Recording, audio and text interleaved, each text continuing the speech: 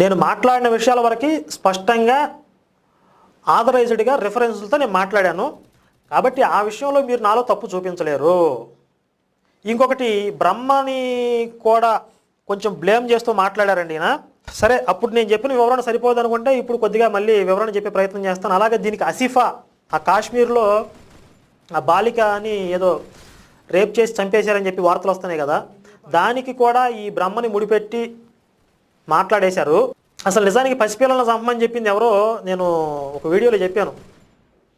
ఈ చీరాల సంఘటన గురించి మాట్లాడుతూ పసిపిల్లలను చంపమని చెప్పింది ఎవరో చెప్పాను నేను బైబిల్లో. అయితే ఈ బ్రహ్మ గురించి కూడా కొద్దిగా 2 మాటలు చెప్తాను, ఎందుకంటే మళ్ళీ లేవనెత్తారు కదా మరినా. మీకు విజయప్రసాద్ రెడ్డి గారు ఈ విషయం నిజంగానే డిబేట్లో మాట్లాడారు. మళ్ళీ హిందూ తాత్విక ధోరణి ఏమిటంటే బ్రహ్మ